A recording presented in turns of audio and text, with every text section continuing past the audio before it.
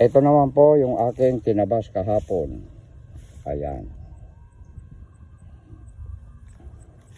Ito.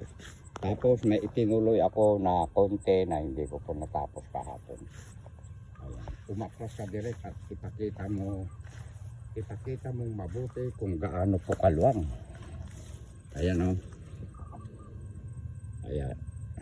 Hanggang doon sa, ayun, yung puno na yun, langka po yun. O, ayan.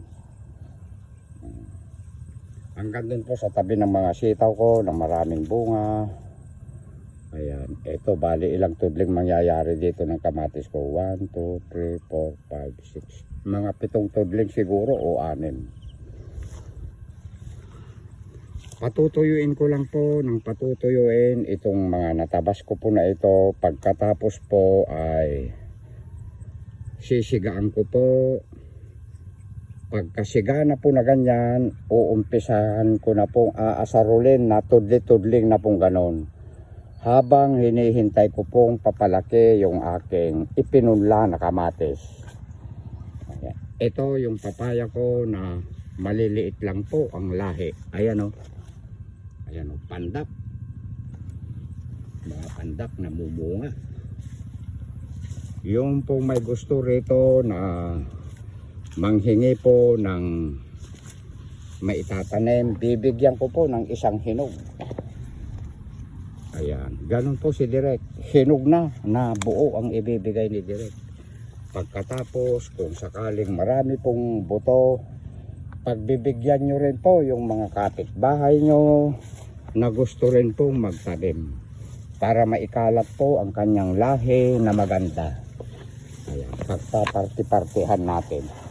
Ito pong ibinigay sa akin na ito na papaya ni Elizabeth na galing kay Jing, kanyang kapatid.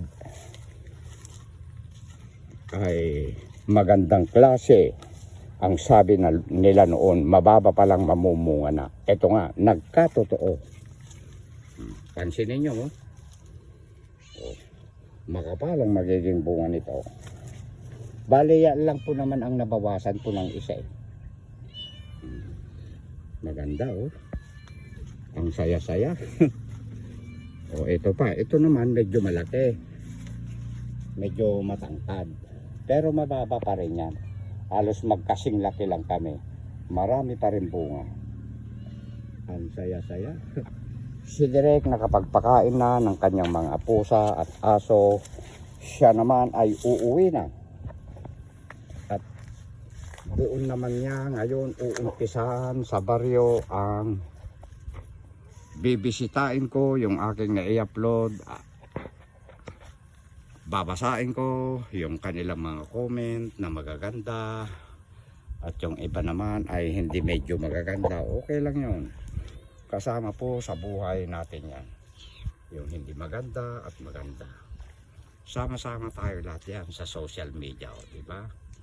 At hanggang dito na lang mga idol. I love you all. Ipahabol mo. Kaya maitim yung mga kuko ko na yan. Nagpakulay po ako ng buhok. Ayan. Ikat mo na, Direk. I love you all.